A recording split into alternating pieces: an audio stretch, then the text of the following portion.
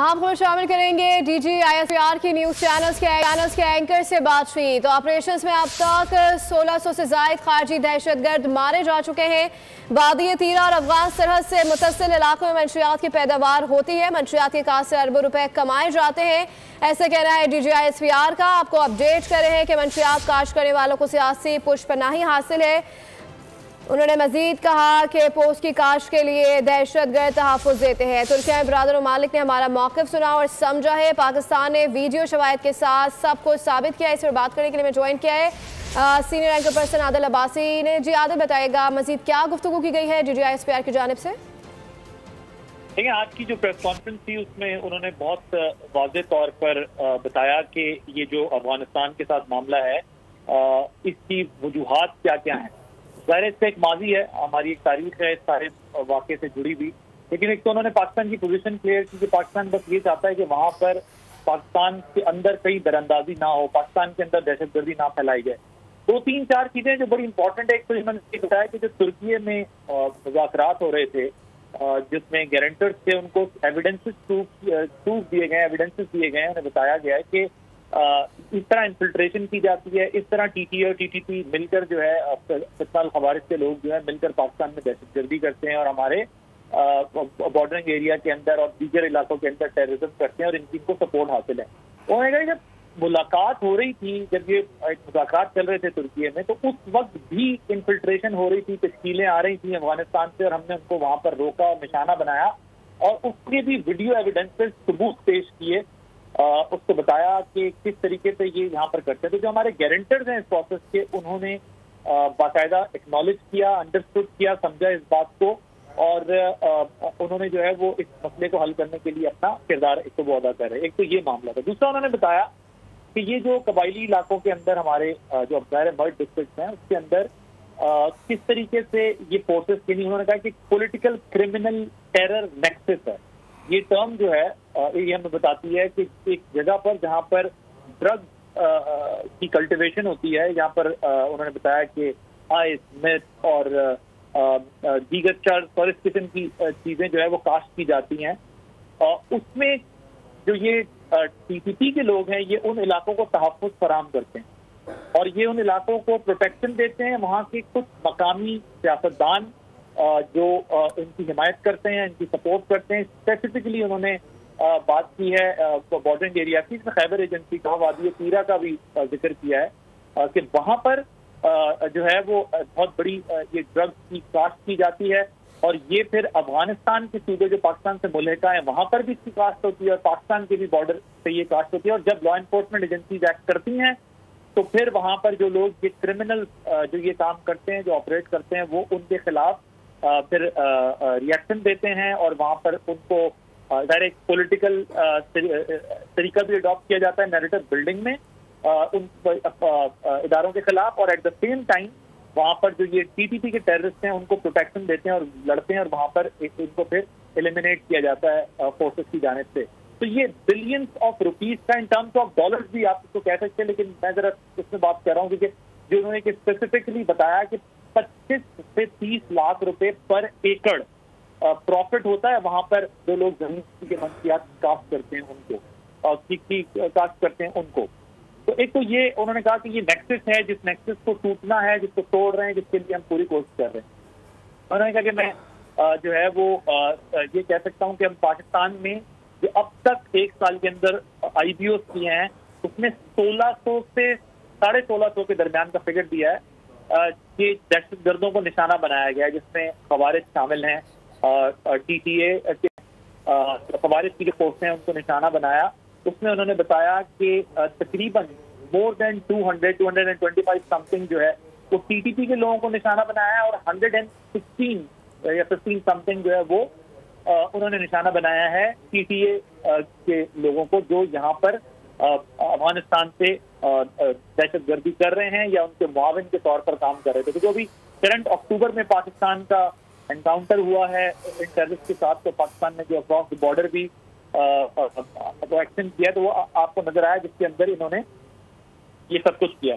अब दूसरी जो बात है वो ये है कि जाहिर है अफगानिस्तान से ये आते हैं, वहीं पर इनको रोकना जरूरी है। और पाकिस्तान मुज़ाकरात जरूर कर रहा है, लेकिन पाकिस्तान पोजीशन ऑफ स्ट्रेंथ के साथ मुज़ाकरात कर रहा है, पाकिस्तान वीकनेस के साथ मुज़ाकरात नहीं कर रहा।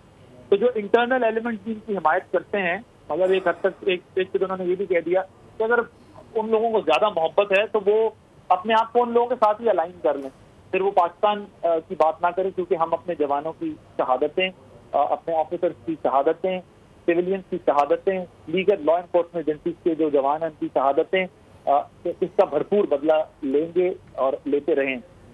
एक चीज उन्होंने बात की, तो ये मल्ला की गिरफ्तारी हुई है, जो इंडियन स्पाई की गिरफ्तारी है, उसको उन्होंने कहा कि ये जो समंदर से भारत की तरफ से बार बार इंडिकेट किया जाता है उनके प्रोपेगेंडा सेल की तरफ से या उनके मीडिया की तरफ से कि अब सी साइड से कुछ मूवमेंट होगी या वहां से कुछ किया जाएगा। तो उन्होंने कहा ये देखें, मसला ये है कि जब उनके 6 जहाज गिरे, 7 जहाज गिरे, उनको नहीं पता चला, उन्हें 6 महीने बाद याद आया कि हमने भी 6-7 जहाज पाकिस्तान की गिरा दी, हालांकि वो फॉल्स फैब्रिकेटेड और फेक न्यूज थी।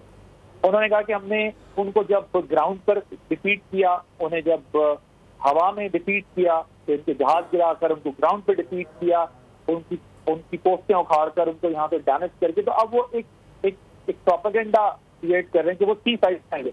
उनको उन्होंने लगता है कि शायद वो सी साइड से आकर उन्हें लगता है कि वहां का ग्राउंड एविडेंस नहीं होगा, जिस तरह एयर एविडेंसेस क्रिएट हो जाते हैं सर्वेलेंस के जरिए, उन्होंने कहा ग्राउंड के एविडेंसेस क्रिएट हो जाते हैं, पता चल जाता है कि झूठ बोल रहे हैं, सेल झूठ बोल रहा है, प्रोपेगेंडा सेल झूठ बोल रहा है।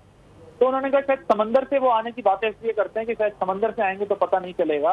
उन्होंने कहा कि ये देखें किस तरह ये मल्ला जो है वो वर्दियां जमा कर रहा था फोर्सेस की, और एक फॉल्स फ्लैग करना ये चाहते थे। फिर भी अगर ये फॉल्स फ्लैग करना चाहते हैं, अगर कुछ भी करना चाहते हैं, तो उनको भरपूर जवाब दिया जाएगा, पहले से ज्यादा एक्टिविटी होगी, पहले से उनको स्ट्रॉन्ग रिस्पॉन्स दिया जाएगा। तो वो दैट इज देयर। तो इस किस्म की सारी जो है वो बातचीत हुई है।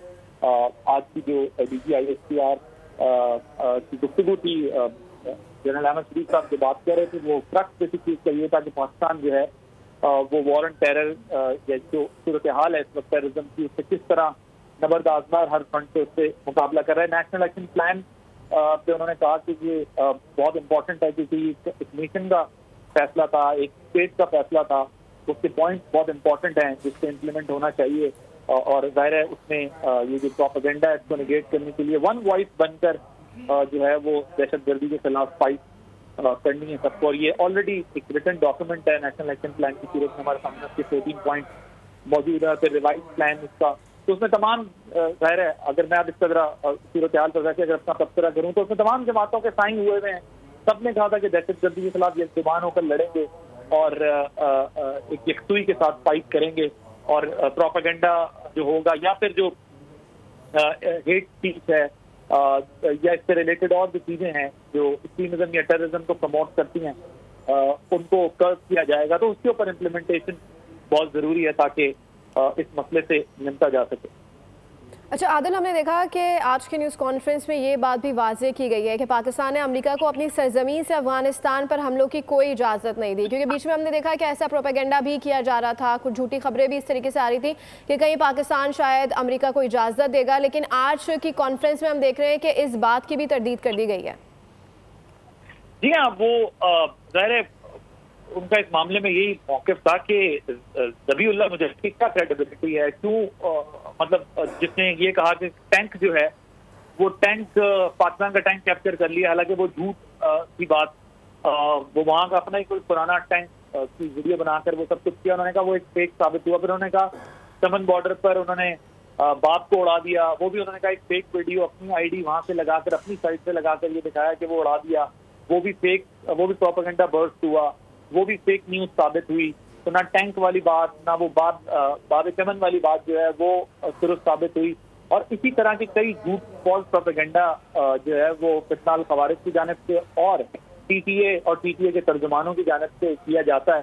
तो उन्होंने कहा इसी किस्म का ये फेक प्रोपेगेंडा है, पाकिस्तान की सरजमीन पे किसी भी किस्म का जो है वो अमेरिका की तरफ से कोई इस किस्म का इनिशिएटिव ना लिया गया।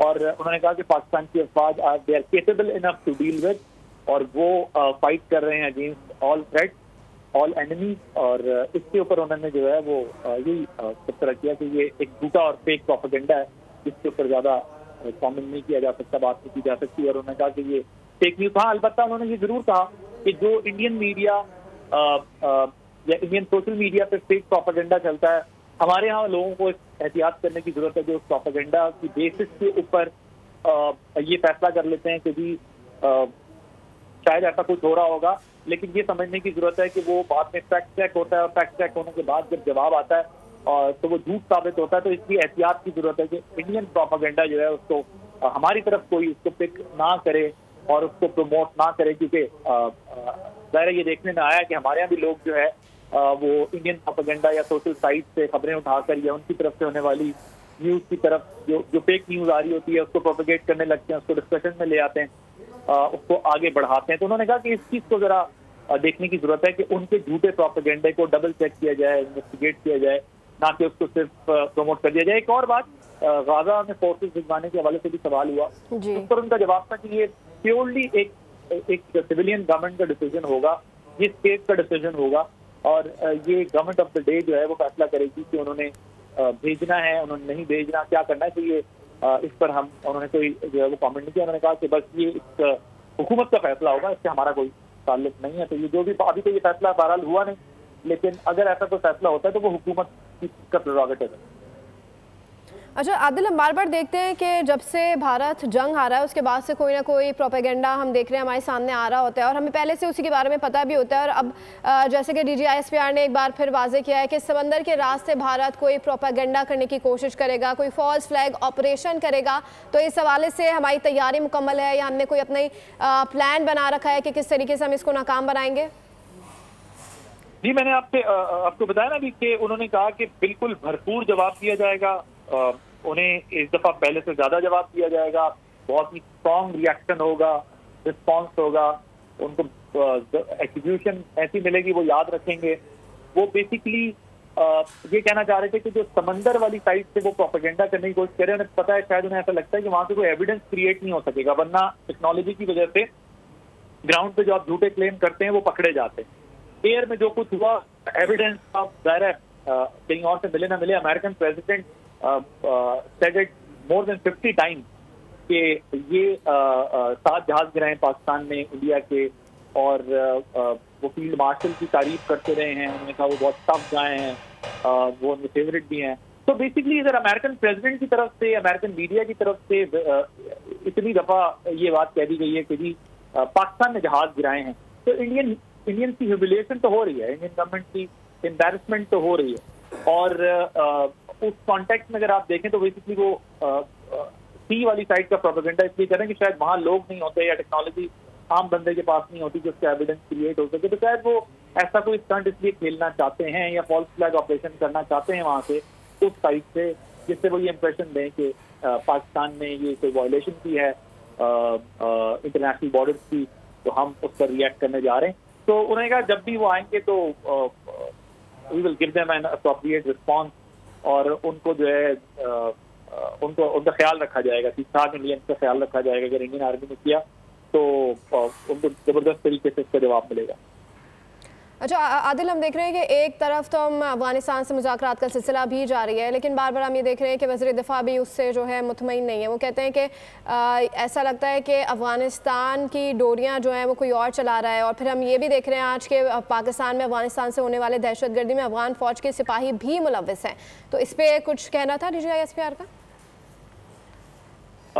देखिए, हाँ, वो ये बात बड़ी वजाहत से उन्होंने कहा कि जब हम ये कहते हैं कि हम अफगान तालिबान की बात करते हैं, तो ये जो कुछ आप देख रहे हैं गवर्नमेंट ऑफ पाकिस्तान की अगर एक पोजीशन है कि अफगान तालिबान जो है वो ये कर रहे हैं, तो हम एक इलेजिटिमेट रिजीम की बात कर रहे हैं।